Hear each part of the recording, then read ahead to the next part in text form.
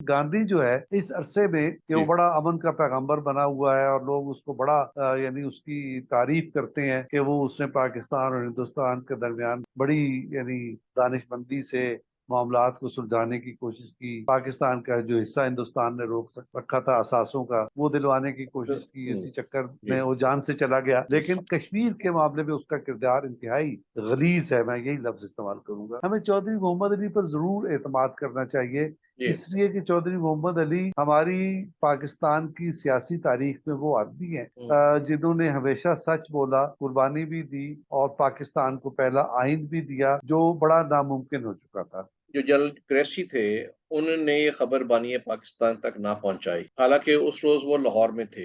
तो इसकी क्या वजह जी। है, ये जो है इसका जवाब क्या है इस अहम सवाल का? अब इसका वाहिद जवाब ये है कि उन्होंने बिट्रे किया पाकिस्तान के साथ। वो पाकिस्तान, रियासत पाकिस्तान के मुलाजिम थे, लेकिन उनकी वफादारी पाकिस्तान के साथ नहीं थी। उनकी वफादारी ऑकन लेक के साथ थी या माउंटबेटन के साथ थी।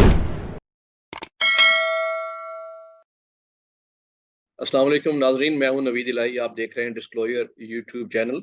नाजरीन, आज हम एक किताब हमारे पास है, हमने जो भुला दिया, तारीख़ पाकिस्तान के गुमशुदा औराक। ये एक मुनफरिद किताब है जिसमें इनके मुसन्निफ डॉक्टर फ़ारूक आदिल ने पाकिस्तान की तारीख के कई अहम मगर पोशीदा और पेचीदा जो मसाइल हैं या वाक़यात हैं, उन पे बड़े मुस्तनिद हवालों से कॉलम लिखे थे बीबीसी के लिए, जिनको अब ये किताब की शक्ल दे दी है और ये चश्मकुशा हक़ाइक़ जो हैं, वो मंज़र आम पर आए हैं। आज हम खुशकिस्मती से डॉक्टर फ़ारूक आदिल हमारे साथ हैं। तो हम ये चाहेंगे कि जो उन्होंने ये 33 मज़ामीन लिखे हैं और बड़े रिसर्च करके मुस्तनिद हवालों से लिखे हैं, उसमें से जो पहला है, उसके ऊपर अपनी ही ज़ुबानी ये बताएँ, जो कि पहला जी मज़मून जो है, कश्मीर के वो 4 दिन। तो डॉक्टर फ़ारूक साहब, वेलकम टू द शो। ये जी हमारे लिए शुक्रिया डॉक्टर खुशकिस्मती साहब, है कि बहुत आप मेहरबानी। तशरीफ़ लाएँ, और हम चाहते हैं कि चूँकि आपने आपके कलम से ये लिखी गई और आपके दिल में उतरी हुई सारी चीज़ें हैं, और आपकी ज़ुबान से जब नाज़रीन तक पहुँचेंगी, सामीन तक, तो वो उनके भी दिल पे उतरेगी। कई चीज़ें ऐसी हैं जो मैंने किताब पढ़ी और उसमें जो आम लोगों तक सही हक़ाइक़ की रसाई नहीं रही। ज़ाहिर है कि ये एक आपने रिसर्चर के तौर पे ये लिखी है, और आप ना सिर्फ मंजे हुए सहाफ़ी हैं, आप डॉक्टर हैं, रिसर्चर हैं, तो आपने मुस्तनद हवालों से ये लिखी है। तो मैं इस पे चाहूँगा, जो पहला आपका मज़मून है, कश्मीर के 4 दिन, उसमें कई पहलू ऐसे हैं जिस पे बात हो सकती है, और मैं चाहूँगा कि आप अपनी उससे जो तरजीह है उससे बताएँ। लेकिन मैं ये जानना चाहूँगा कि उस वक़्त जो फ़ौज का किरदार था, ख़ास तौर पे जब कमांडर इन चीफ़ ऑकनलेक थे, सुप्रीम कमांडर दोनों फ़ौजों के, यानी नया-नया पाकिस्तान इंडिया आज़ाद हुए, तो दोनों फ़ौजों का सुप्रीम कमांडर एक ही था, ऑकनलेक। और पाकिस्तान में जो कमांडर थे, वो भी अंग्रेज़ कमांडर थे, जनरल ग्रेसी। तो ये कहा जाता है, और इससे जो मुझे पढ़ के तासुर मिला, कि वो इसमें कायद-ए-आज़म के अहकामात को, एक तो उनको अंधेरे में रखा, उनके अहकामात को भी नज़रअंदाज किया, और नेहरू के साथ मिलके जो उन्होंने किया, जिसकी वजह से यहाँ पे कत्ल गारत हुई कश्मीर में, और ऐसा मसला बन गया जो आज तक हल नहीं हो रहा। जी बिल्कुल, इसी तरह से है। देखिए, जो बुनियादी बात यह है कि जब वहाँ कत्ल वारत गरी शुरू हो गई और ख़ास तौर पे ईस्ट पंजाब में और कश्मीर के इलाकों में कत्ल वारत गरी शुरू हो गई, तो उसके बाद पाकिस्तान के जो कबायली इलाका जात हैं, वहाँ रिएक्शन हुआ। जो हमारे एक वजीर आज़म रहे हैं और सेक्रेटरी जनरल थे पहले पाकिस्तान की ब्यूरोक्रेसी के, चौधरी मोहम्मद अली साहब, उनकी एक किताब है द एमरजेंस ऑफ पाकिस्तान, ज़हूर पाकिस्तान के नाम से उसका तर्जुमा हुआ है। बड़ी शानदार किताब। उन्होंने तकसीब हिंद में जो जो कुछ हुआ वो बड़ी तफसील से बयान कर दिया है। जी, तो ये उसी उन्होंने ही ये हमें बताया कि जब ये वाकया हो गया और उसके नतीजे में एक अनरेस्ट पैदा हो गया। तो कबाइल अज खुद मुतहर्रिक हुए और वो मुसलमानों के कत्ल का बदला लेने के लिए रवाना हो गए। और इसमें कुछ आज़ाद कश्मीर का जो एरिया है वहाँ के कबाइल भी शामिल हो गए जो इस वक्त हैं, जिसमें सरदार कयूम वगैरह हैं। तो ये लोग एक्टिव हुए और उन्होंने मामलात को यानी बेहतर बनाने के लिए या कश्मीरी मुसलमानों को और दीगर मुसलमानों के कत्ल का बदला लेने और उन्हें अमन फराम करने के लिए ये हरकत की, बकौल चौधरी मोहम्मद अली साहब के। और जो वो दावा करते हैं वो दीगर जो हकायक हैं और जो दीगर तहकीक है वो उसकी तायद भी करती है। और बाज़ औक़ात हमें खुद इंडियन तहकीक है, जो इंडियन रिसर्चर्स हैं, उनकी भी तायद मिल जाती है अच्छा, कि इसमें चौधरी आप मोहम्मद अली साहब इसमें ने जो जो चीज़ें आपने हवाला दिया है फौज साहब के इमरजेंसी ऑफ पाकिस्तान जो बुक के हवाले से, कि उस वक्त जो उन्होंने डोगरा फौज ने और आरएसएस के मुसल्लह जत्थों और सिखों ने कत्लो गारत की, और जाहिर है कि आपस में हुआ, और द स्टेटमेंट्स का हवाला दिया आपने कि तकरीबन 5 लाख लोग उसमें हलाक हुए, जिसमें 2,75,000 तो मुसलमान वहां पे शहीद किए गए। तो जिसके बाद फिर ये जी फौज का किरदार जो है आना शुरू हुआ। ये जी हाँ, उसके उसके बाद ये चीज़ शुरू हुई। और ये सिर्फ स्टेट्समैन यानी हिंदुस्तान के अखबार नहीं, हमें बरतानिया के अखबारात में भी ये खबरें मिलती हैं। अगरचे यानी हलाकतों की जो तादाद है उसमें हमें फ़र्क मिलता है, लेकिन बरतानिया के अखबारात भी यही बात रिपोर्ट कर रहे थे और हिंदुस्तान के अखबारात भी। और आप ये जानते हैं कि ये जो कलकत्ता का स्टेट्समैन अखबार है ये हिंदुस्तान के दीगर कौम परस्त अखबारों की तरह नहीं था। ये काफी हद तक इंडिपेंडेंट अखबार था। और कलकत्ता तक इस तरह की ये जो पंजाब में और ईस्ट पंजाब में एक तासुब की कैफियत थी हिंदू इंतहा पसंदी की, वो असरअंदाज उस एरिया में नहीं हुआ था। तो हम इस अखबार पे एतमाद कर सकते हैं क्योंकि वहाँ सिचुएशन जरा सी मुख्तलिफ थी। ठीक ठीक है, तो उसके बाद आगे फिर क्या हुआ जी इसके? अच्छा, उसके बाद ये हुआ कि जब ये लश्कर शुरू हो गया और ये रिएक्शन शुरू हुआ तो हमें ये यानी हमें तारीख ये बताती है कि उसके बाद कायद आजम ने ये जनरल ग्रेसी जो कमांडर इन चीफ था कायम मकाम, इससे ये कहा कि आप ये दराय बानेहाल या कुछ ऐसे एरियाज थे जिनको बंद कर दें। उससे क्या होगा कि कुमक रुक जाएगी। और यूं समझे कि एक तो ये कि वो जो इंतहा पसंद और अगर भारत की फौज भी आती है तो वो भी, तो वो उनके रास्ते बंद हो जाएंगे और उसके नतीजे में मसला कश्मीर के किसी सलूशन के करीब हम पहुंच सकेंगे। लेकिन हुआ क्या? हुआ ये कि ग्रेसी ने बजाय इसके कि जो गवर्नर जनरल पाकिस्तान यानी कायद आजम मोहम्मद अली जनाब उनके अहकामात की तामील करते, उन्होंने जनरल ऑकन लेक जो इंडिया के और वहाँ ये पूरे बड़े सगीर के कमांडर इन चीफ थे, उनको इस बात की इतला कर दी कि रियासत पाकिस्तान के जो गवर्नर जनरल हैं वो ये चाहते हैं।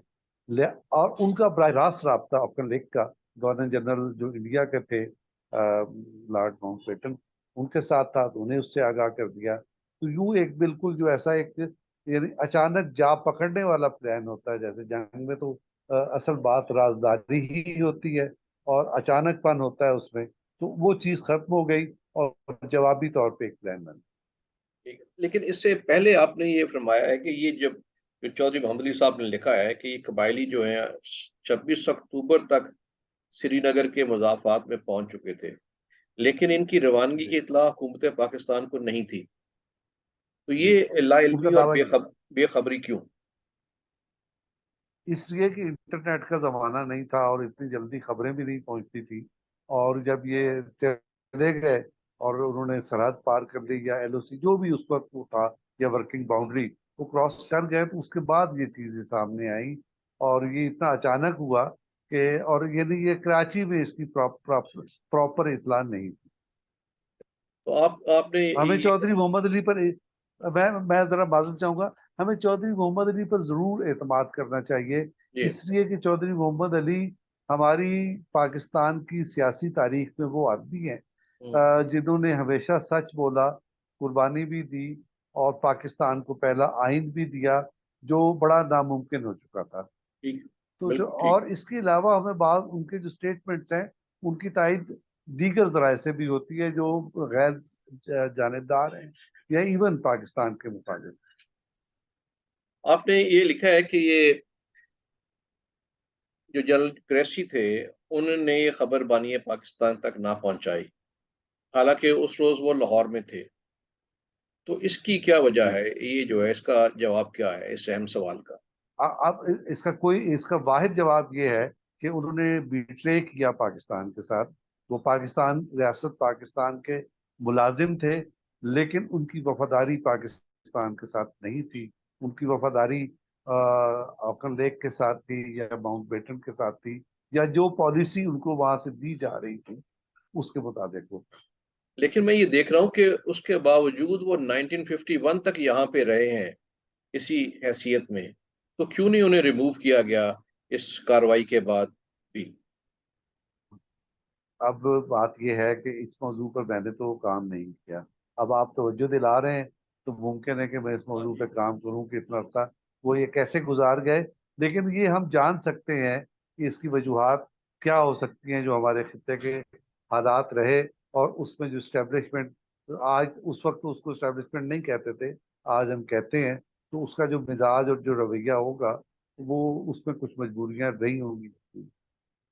जी, बिल्कुल ऐसा होगा। और आपने बड़ी एक इंटरेस्टिंग जो बात लिखी है कि लॉर्ड माउंटबेटन के जो एक हमले में एक शामिल एक अफसर के हवाले से चौधरी मोहम्मद अली साहब ने लिखा है कि इल्हाक जब हो गया और दस्तावेज पे सिग्नेचर्स और दस्तखत हो गए, तो उसके फौरन बाद लॉर्ड माउंटबेटन का भी पोस्चर चेंज हो गया और उन्होंने जी गवर्नर बिल्कुल। जनरल वो की एक, कमान उतार कर और कमांडर इन चीफ का पोस्चर में आ गए वो।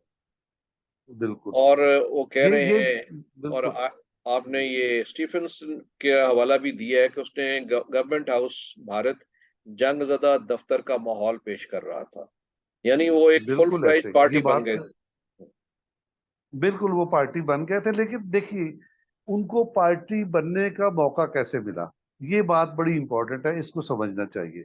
देखिए, हैदराबाद दक्कन भी एक ऐसी रियासत थी जिसके जो हुक्मरान थे वो मुसलमान थे, लेकिन वहाँ की जो रियाया थी वो, अ, अल्लाह आपका भला करे कि वो गैर मुस्लिम मेजोरिटी अक्सरियत से थी, थे। ये ठीक लेकिन हैदराबाद दक्कन ने पाकिस्तान के साथ इलाक कर दिया, और फिर वहाँ एक सीन क्रिएट हुआ, और फिर एक पुलिस एक्शन हुआ, जिसके नतीजे में बड़ा नुकसान हुआ, और हैदराबाद दक्कन पर कब्जा कर लिया गया। इस सारे अरसे के दौरान में पाकिस्तान तो कश्मीर कश्मीर करता रहा, लेकिन इंडिया की जानिब से इस सिलसिले में वो रही, खामोशी रही। ये एक स्ट्रेटेजी थी जिसकी हमें तस्दीक इंडिया के डॉक्यूमेंट से भी होती है। एक सिब्रामिनियम की है शायद किताब, जिसमें उन्होंने पूरी इंडियन स्टेट्स की, इंडिया के साथ इलाक की पूरी दास्तान बयान की है। उस किताब का रेफरेंस भी इस आर्टिकल में मौजूद है। तो उसमें ये स्ट्रेटेजी थी, और उस स्ट्रेटेजी के तहत दो काम हुए। सबसे पहले तो ये हुआ कि जो इस वक्त अमन का पैगंबर बना हुआ है, जिसको लोग कहते हैं ये गांधी। वीपी मेनन की किताब गांधी थी। बड़ी दानिशमंद, मैं वीपी मेनन, यस। जी, वीपी मेनन। मैं शुक्रिया, आपने जी, उसकी इस्लाह कर दी। लेकिन मैं अर्ज ये करना चाह रहा हूँ कि गांधी जो है, इस अरसे में, मैं रिपीट कर रहा हूँ कि वो जी, बड़ा अमन का पैगंबर बना हुआ है, और लोग उसको बड़ा यानी उसकी तारीफ करते हैं कि वो, उसने पाकिस्तान और हिंदुस्तान के दरमियान बड़ी, यानी दानिशमंदी से मामलात को सुलझाने की कोशिश की। पाकिस्तान का जो हिस्सा हिंदुस्तान ने रखा था असासों का, वो दिलवाने की कोशिश की, हम्म, इसी चक्कर में जी, वो जान से चला गया। लेकिन कश्मीर के मामले में उसका किरदार इंतहाई गलीज है, मैं यही लफ्ज इस्तेमाल करूंगा। ठीक है। वो क्या करता रहा, वो बार बार बकूजा कश्मीर के दौरे करता रहा, जी, और वहाँ की जो हुकूमत थी, यानी वो जो हिंदू हुकूमत थी, उनको यानी हमवार करता रहा। इस दौरान में जो असल बात ये थी, और एक वजीर आजम चेंज कराया उसने, वहां का मकबूजा ये बिल्कुल कश्मीर का। दो आदमी थे बुनियादी जो मुसलमानों के लीडर हो सकते थे। ठीक। एक चौधरी गुलाम अब्बास थे, वो भी जेल में थे, ठीक। और एक शेख अब्दुल्ला था, वो भी जेल में था। ठीक है। शेख अब्दुल्ला एक बहुत अच्छा मुकर्रर वोकलिस्ट और पॉपुलर आदमी था। तो इसने गांधी ने इन पे तवज्जो दी, शेख अब्दुल्ला पर, और इनसे जेल में भी जाके मिलता रहा और इसको हमवार करता रहा। और बिल आखिर इसने तजवीज़ ये पेश की, इसको रिहा कर दिया जाए और इसको मकबूजा कश्मीर में, या उस वक्त जो भी उसको उस एरिया को कहते थे रियासत कश्मीर, उसमें इसको सियासी एक्टिविटी करने की इजाजत दी जाए। तो इस तरह से उसकी यानी जो वफादारी थी कांग्रेस के साथ हो गई। हम्म। अगरचे कायदे आजम ने उसको समझाने की कोशिश भी की शेख अब्दुल्ला को, लेकिन वो नहीं माना। और उसने कहीं अपनी यादाश्तों में लिखा भी है कि कायदे आजम ने कहा कि तुम मेरे बच्चों की तरह हो, तुम नहीं समझते कि तुम्हारे साथ ये क्या वारदात और क्या धोखा हो रहा है। लेकिन मैंने ये सोचा, मैंने ये कहा, मैं शेख अब्दुल्ला के अल्फाज कह रहा हूँ हम्म। कि ये बुढ़ा सठिया गया है, हम्म। इसको क्या पता असल बात का। तो बाद में फिर ये और इसकी औलाद आज भी पछता रही है कि इनके साथ धोखा हुआ, इसमें कोई शुबह की बात नहीं। बार बार फिर इन लोगों ने शेख अब्दुल्ला ये को जेल में भी डाला और वगैरह। तो हम्म। शेख अब्दुल्ला एक बड़ा इंस्ट्रूमेंटल वहां बना, और उसकी वजह गांधी था। गांधी ने ये पूरी फिजा हमवार कर दी, ये और इस दौरान में ये सारी कार्रवाइयां होती रही।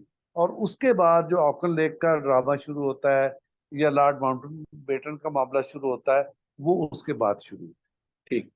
ये बहुत शुक्रिया। और इस पे मैं जो आपने बात की गांधी के हवाले से, उस पे जो आपका एक्सर्प्ट है वो मैं पढ़ देता हूँ कि गांधी साहब के दौरे के बाद उन्होंने सरदार पटेल को लिखा कि अगर चंद इकदामात कर लिए जाएं तो भारत को कश्मीर मिल सकता है। इनकी तजवीज़ थी कि शेख अब्दुल्ला को रिहा करके रियासत कश्मीर की तरफ से इन पर और उनके साथियों पर आयद पाबंदियां ख़त्म करा दी जाएं। उन्होंने रियासत कश्मीर के वज़ीर आज़म पंडित रामचंद्र को माजूल करने की भी सिफारिश की। चौधरी साहब के मुताबिक उन्हें हटाने की सिफारिश। ये बड़ा, सॉरी कथा कलामी हो जी रही, ये जी। बड़ा ईमानदार आदमी था रामचंद्र। हाँ जी, वो लेकिन उसका उसके यही बाद जी, जो आया वो, वो इल्हाक का हाँ, मुखालिफ भी था, इल्हाक का मुखालिफ था वो, जी तो इसलिए जी उसको हटा दिया। तो बहुत शुक्रिया डॉक्टर साहब, ये आपने पहले इसके जो मजमून है इसके ऊपर आपने खुद ये चीज़ें बयान की। और नाजरीन, ये जो रिसर्च है इसकी कोई एंड नहीं होती। एक रिसर्च खत्म होती है तो उसके बाद आगे कई सवाल पैदा हो जाते हैं। कम से कम ये मजमून ये चीज़ तो इस्टेब्लिश कर रहा है कि इस कश्मीर के मामले में कितनी शद्दोमत से उनकी लीडरशिप ने, और जो उस वक्त जो ब्रिटिश हायरार्की थी जिसमें लॉर्ड माउंटबेटन जो गवर्नर जनरल थे, जिनको थोड़ा सा इस पे परखाश भी थी कि पाकिस्तान के भी वो गवर्नर जनरल बनना चाहते थे। जैसे जनरल ऑकलैंड जो है सुप्रीम कमांडर थे दोनों फोर्सेस के, इंडिपेंडेंस के बावजूद इंडिया और पाकिस्तान के। और जनरल ग्रेसी जो यहाँ पे पाकिस्तान फौज के कमांडर थे। तो इन सारों ने मिल मिला के ऐसी सूरत हाल पैदा की कि मकबूजा कश्मीर हमेशा के लिए एक इशू बन गया। और दोनों ममालिक के दरमियान आज भी वो एक सबसे बड़ा तनाज़े की वजह है, और एक न्यूक्लियर फ्लैश पॉइंट की सूरत इख्तियार कर गया है। तो डॉक्टर साहब, बहुत शुक्रिया आज की इस बात के लिए। हम बहुत इंशाल्लाह शुक्रिया। दोबारा आपसे वक्त मांगेंगे ताकि जो अगला मजमून है, वाशिंगटन रास्ता मॉस्को, उस पर बात करेंगे।